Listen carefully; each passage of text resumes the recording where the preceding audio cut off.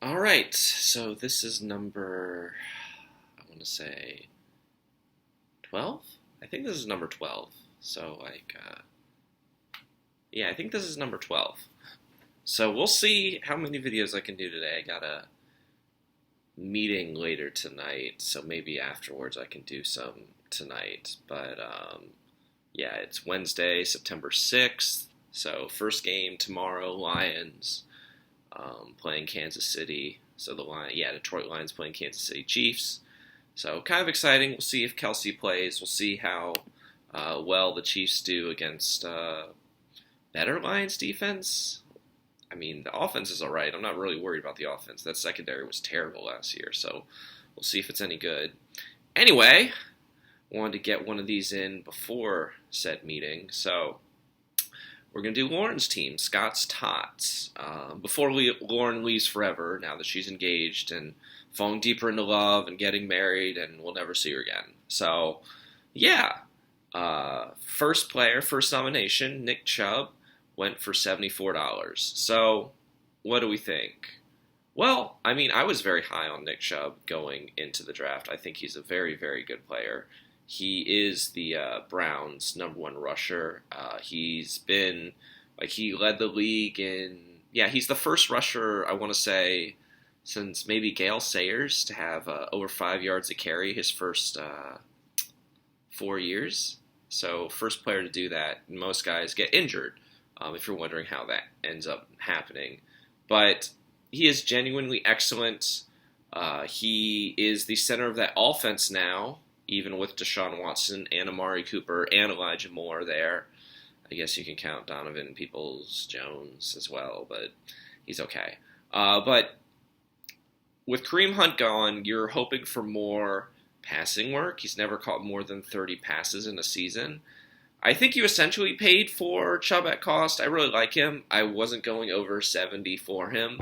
So I think Chubb is a terrific player, genuinely terrific player. I really, really like him. And if he does get the passing down work, he's got a shot at being the best fantasy running back in football. We just really don't know. I mean, Kevin Stefanski runs a West Coast system not too far unlike Kyle Shanahan. That's how he won Coach of the Year honors with Baker Mayfield 3 years ago, I want to say now, 3 years ago. So, yeah, I don't mind it for starting things off. $74 is a lot, but getting an elite player is good as Chubb. Makes sense. Fifth nomination, $19, Josh Allen. You had Josh Allen last year. Everybody knew you wanted Josh Allen again this year.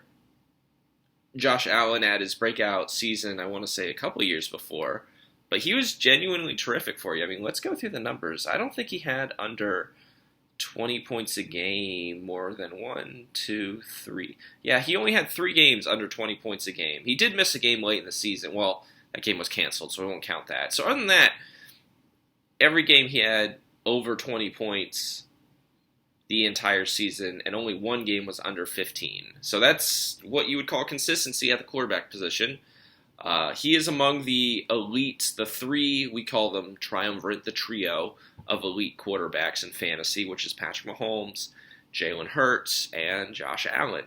Allen was the second best fantasy quarterback last year, getting him for 19 when Mahomes went to Charlie for 28, and Eileen took Hurts for 25. So right around cost for Allen. I don't mind it. I know you really like him. He's very consistent. Stephon Diggs returns. As long as Diggs is healthy, I think Allen will be fine. I mean, Gabe Davis, I'd like to see more. The running backs. Excuse me. James Cook, Latavius Murray, Damian Harris, I'd like to see more, but as long as Stephon Diggs goes, Josh Allen will go too. They got him an extra weapon, so he still has Dalton Knox, and now he has Dalton Kincaid? So, yeah. Dawson Knox, wow. I don't know why. I guess another name starting with deep DA. So, yeah, Dawson Knox and Dalton Kincaid. Two better tight ends. Maybe they'll go to more 12 personnel, use more two tight end sets. But yeah, Allen's genuinely excellent.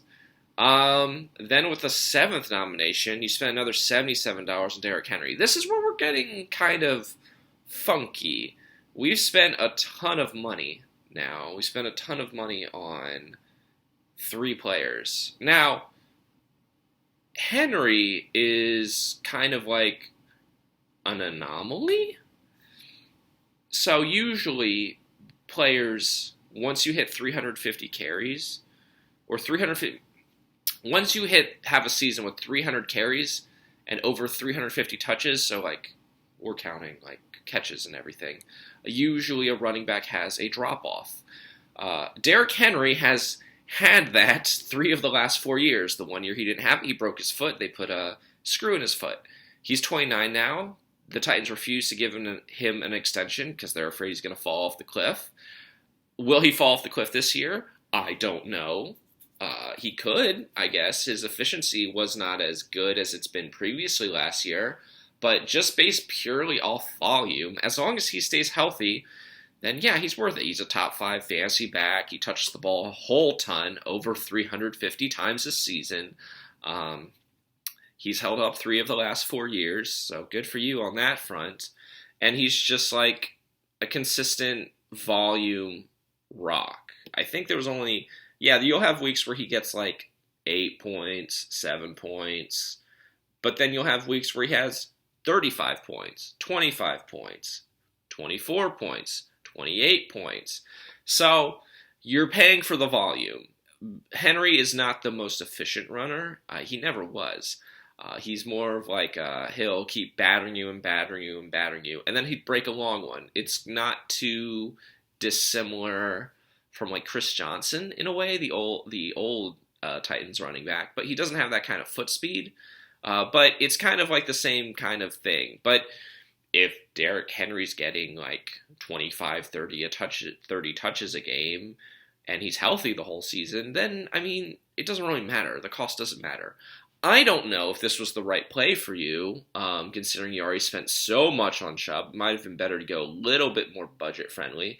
But Henry is also a player who has a shot at being the number 1 fantasy running back in football. So, I mean, if we're going to spend the money, we're spending the money.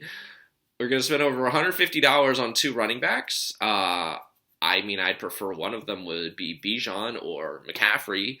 But if it's going to be 2 of them, I can't dissuade from Chubb or Henry just because they have the history of mostly being healthy, being relatively efficient, and getting a ton of volume. Wide receivers, we chase talent, but running backs, we chase volume. Another old adage rule I go by. So, yeah, we've spent a ton of money. So that's $152 on 2 running backs, and then another $19 on a quarterback. So we've spent $171 on 3 players. Like, that's a huge portion of your team. Now, granted, you only stayed for like the first hour and basically everything was auto draft for you, but you did bid on the next player and now you've since cut him, which was Hunter Renfrow for $5. So that was just a waste. We'll just kind of can that. I won't talk about that.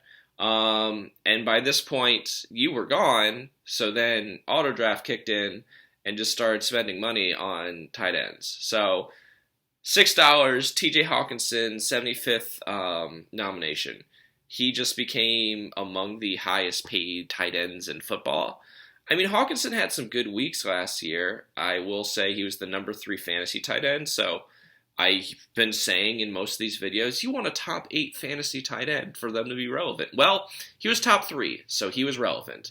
So there were weeks, though, where he was not all that good. There were weeks like, I think he had like a 1-point week with Detroit. He gets traded. And then he doesn't get under until the last week of the season when they're kind of getting ready for the playoffs. He got under 5. But we won't really count that. Other than that, he averaged at least 5 points a game. There was one big game he got almost 30 points, just like there was one big game with Detroit. He got 3 touchdowns in a game. So there will be times where Hawkinson really blows up. But again, I don't really like tight ends too much because you can't really count on them getting the volume. It's more matchup based, depending on who you're playing. But is he probably worth the $6? I mean, yeah. I think he was probably at least a $15 tight end player, wide receiver, whatever slot. So, good player, quality player. I don't actually mind that all that much. Then, 3 spots later, Kyle Pitts for $2. So, Pitts is the highest drafted tight end ever. He has some of the best athletic scoring for a tight end ever. They don't use him. That's the simplest way to put it. I'm sure someone will try to sell me. It's like, oh, well, they use such high draft capital. Nah, I don't care. This is Bijan Robinson's team now. Desmond Ritter's the quarterback, 3rd-round pick. They don't care about the quarterback. Kyle Pitts was the number 4 overall pick. He blocks. Desmond, what is it? What's the other one? Drake London. There we go. Drake London is the number 1 receiver. He was the 8th overall pick last year. Doesn't matter. He blocks. So this is Bijan Robinson's offense. I mean, will Pitts be better this year? Probably, just because he's gotten terrible quarterback play the last 2 years. If Ritter is even average, Pitts ought to be good. Well, we won't say good. He ought to be decent. So, last year, was he decent? No, he missed like half the season, so he wasn't even a top 30 tight end. But again, you're kind of chasing the talent, kind of like with the wide receiver, and hoping that shines through. This might be the 30-year breakout where it shines through, and if it's not, you'll probably know after 6 weeks, and you can cut him. $2 isn't all that bad, so I don't mind that. Then 131 nomination, we spent $1. All we had is $1 because we'd taken some tight ends. We spent another tight end, so we took Pat Freiermuth, who was a favorite of Ryan's last year. So another tight end. So Freiermuth had a pretty good season. He was getting around double-digit fantasy points most of the year. What will surprise you is Pat Freiermuth was also a top 5 tight end last year. I thought he was only top 8, but no, he was like the 5th best tight end.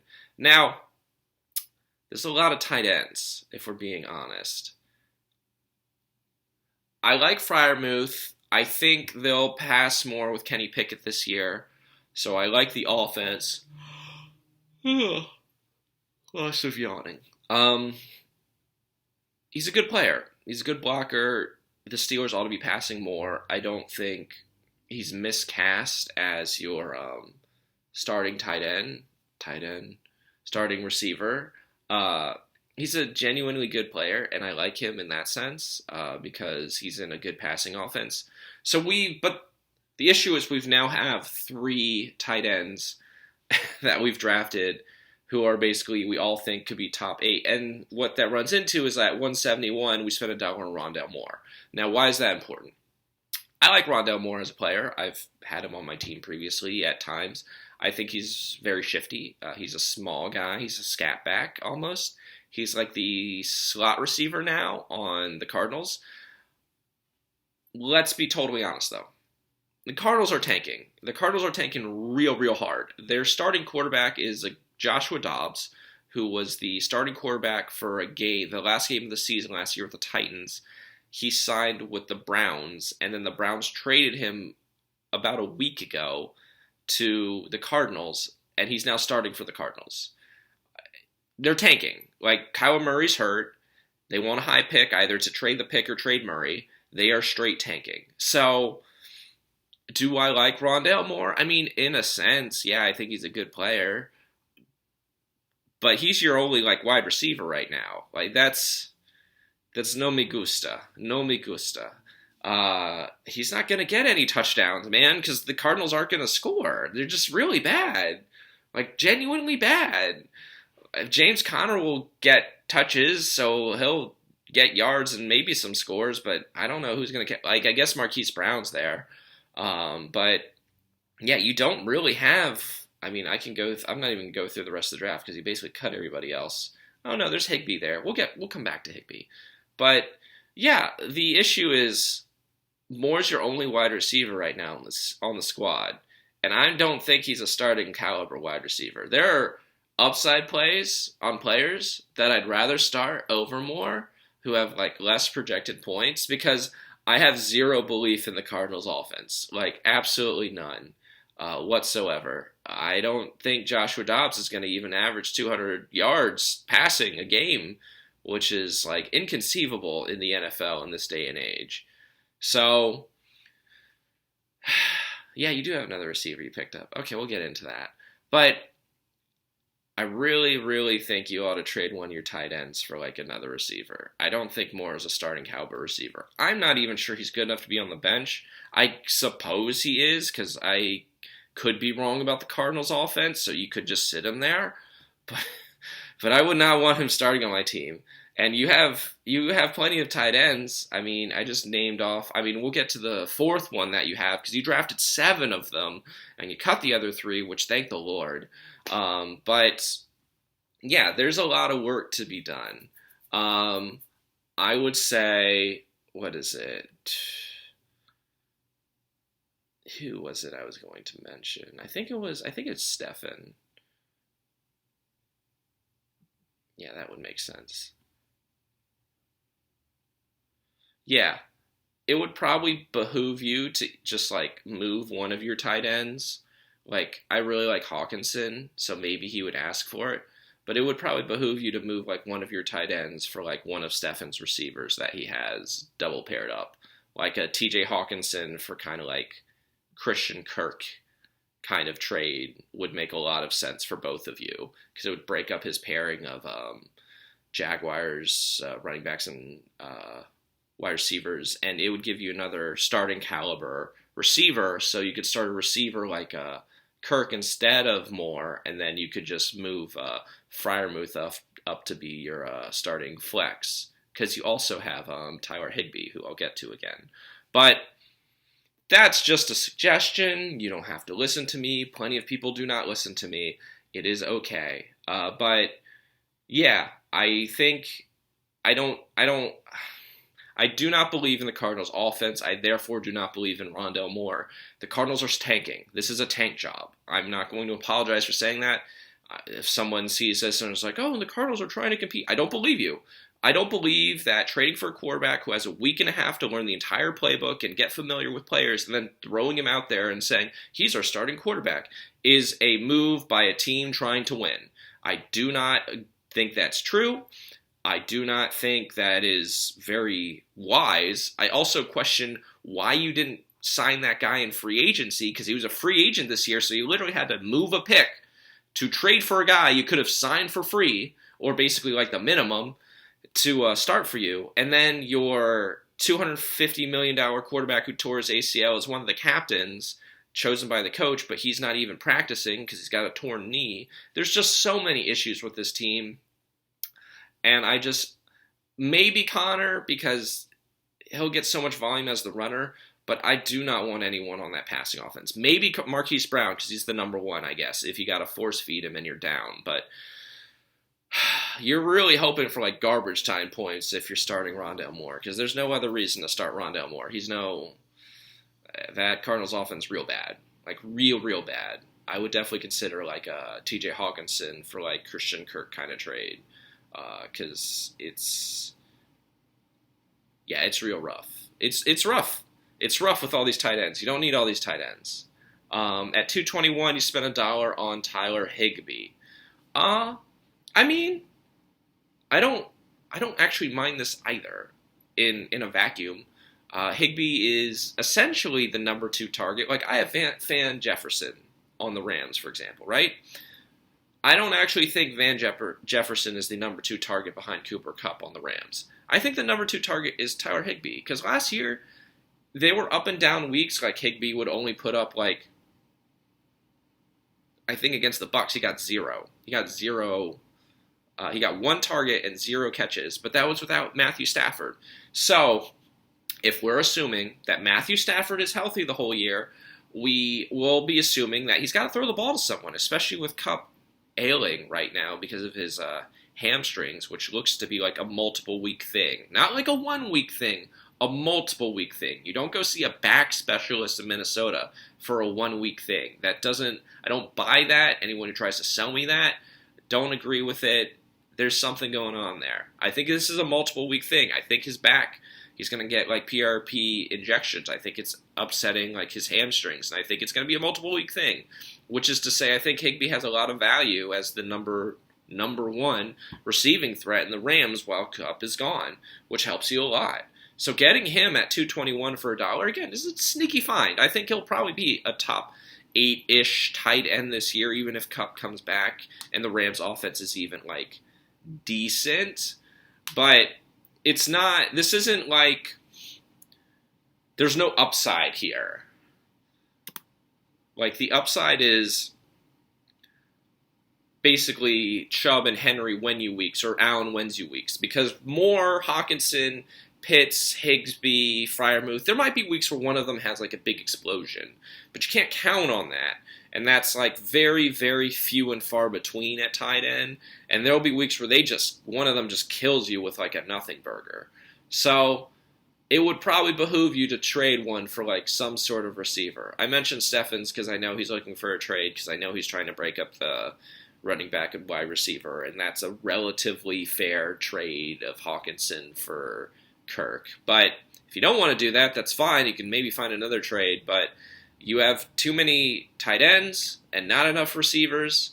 I appreciate you finding some more like running back talent. We'll get to that in a minute, but yeah, you definitely I like Higbee. I can understand starting him over Freiermuth. I think Freiermuth's good enough to start, but you're going to have to like really, really dig for some depth this season on free agency.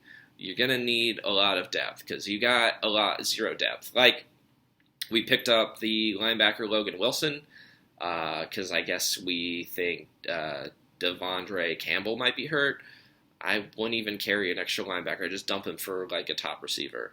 We picked up Marvin Jones, who's the number 2 in Detroit, while Jameson Williams is gone. I like Marvin Jones. His best years came in Detroit. His last couple of years in Jacksonville weren't great. Maybe he gets some play with Amon-Ra St. Brown, like being the number 1 target. Sam Laporte is there, the tight end, but I don't really know what to expect of rookie tight ends. I don't expect a lot. So I could see Jones having some usage, but we really just need some upside. We need some upside. There's no upside at receiver, like at all, because Jones and Moore are your only wide receivers. At least we picked up some upside at running back, like Ty Chandler is the handcuff in Minnesota. I like him a lot. He's very, very fast. I always thought Madison was better than Dalvin Cook. I'm happy Madison's getting his chance, but as a receiver who's never had over like 250 carries in a season, never been a workhorse back, we don't know what to expect. He may not be able to handle that kind of big workload. And if he can't, I think Chandler's an able-bodied running back. I don't think he's as good, but he's very, very fast. Like one of the fastest players in the NFL. And so I think getting him was a sneaky good pickup. I'm genuinely surprised Brian did not pick him up because Chandler is better than a lot of backup running backs in the NFL. Like, I think Brian picked up like Chuba Hubbard, who I mentioned about Leyland's team. And I like Chuba. I think Chuba might get some play behind Miles Sanders. But Sanders doesn't really have like all that many injury issues per se at running back. We don't know anything about Madison. Madison might not, but we don't know. We've never seen it before. So I was surprised by that because I think Chandler is a good player, and I think there is a role for him, and I think he can maybe not excel, but he's quick. He's got some purpose on that team. I wouldn't be surprised if down the line he shows something.